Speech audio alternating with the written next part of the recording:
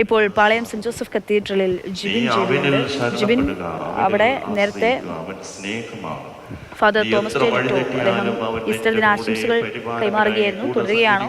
പറയൂ. അവന്റെ സ്നേഹത്തിന് ഒരിക്കലും അക്ഷയ്, ഇപ്പോൾ പാളയം കത്തീഡ്രൽ ചർച്ചിലാണ് നമ്മളിപ്പോൾ. അവിടെ തിരുവനന്തപുരം ആർച്ച് ഡയോസസിന്റെ ബിഷപ്പായിട്ടുള്ള ഡോക്ടർ തോമസ് ജെ നെറ്റോയാണ് ഇപ്പോൾ സംസാരിച്ചുകൊണ്ടിരിക്കുന്നത്.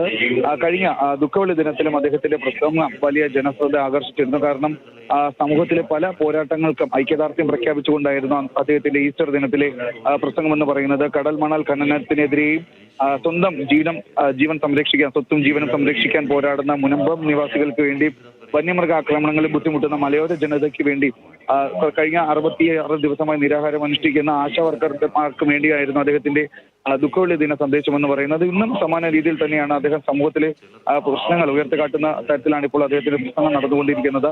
പ്രത്യാശയുടെ സന്ദേശമാണ് ഈസ്റ്റർ. ലോകത്തിലുള്ള എല്ലാവർക്കും ഇന്ന് ആവശ്യമുള്ളതും പ്രത്യാശ എന്നാണ് അദ്ദേഹം ഈ പ്രശ്നത്തിലൂടെ ഇപ്പോൾ ഇടവക ജനങ്ങളെ അദ്ദേഹത്തിന്റെ ഈസ്റ്റർ ദിന സന്ദേശമായി ഇപ്പോൾ ജനങ്ങളിലേക്ക് എത്തിച്ചുകൊണ്ടിരിക്കുന്നത്. ഉയർത്തെഴുന്നേറ്റ ക്രിസ്തുവാണ് പ്രത്യാശയുടെ അടിസ്ഥാനമെന്നും അദ്ദേഹം ഓർമ്മിക്കുന്നു. ആഗോള കത്തോലിക്ക സഭയെ സംബന്ധിച്ചിടത്തോളം ഈ വർഷം എന്ന് പറയുന്നത് 2025-26 വർഷം എന്ന് പറയുന്നത് പ്രത്യാശയുടെ വർഷമായാണ് കത്തോലിക്ക സഭ ആഘോഷിക്കുന്നത്. പ്രത്യേകിച്ച് റോമിൽ നിന്ന് മാർപ്പാപ്പയാണ് ഈ ഒരു വർഷത്തെ പ്രത്യാശയുടെ വർഷമായി പ്രഖ്യാപിക്കുകയും ചെയ്തത്. അതുകൊണ്ട് തന്നെയാണ് ഈ ഉയർത്തെഴുന്നേൽപ്പിന്റെ ഓർമ്മ പുതുക്കുന്ന ഇന്ന് ഈസ്റ്റർ ദിനത്തിൽ തന്നെ അദ്ദേഹം പ്രത്യാശയെ മുൻനിർത്തിയുള്ള സന്ദേശം ഇപ്പോൾ ജനങ്ങൾക്ക് നൽകിക്കൊണ്ടിരിക്കുന്നത്.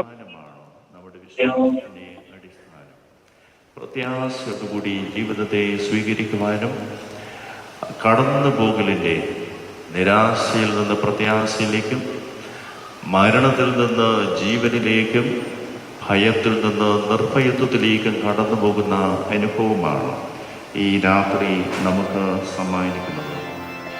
2 ദൃശ്യങ്ങളാണ് നമ്മൾ കാണുന്നത്. ഒന്ന് തിരുവനന്തപുരത്ത് നിന്ന്, ഒന്ന് വത്തിക്കാനിൽ നിന്നുള്ള ദൃശ്യമാണ് നമ്മൾ കാണുന്നത്. ആഘോഷം തുടങ്ങുകയായി, ചടങ്ങുകളോരൊന്നും തുടങ്ങുകയായി.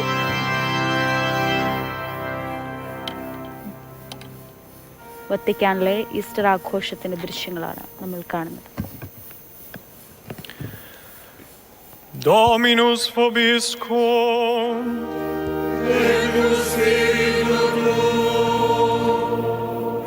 Lectio Sancti Evangelis secundum Lucam.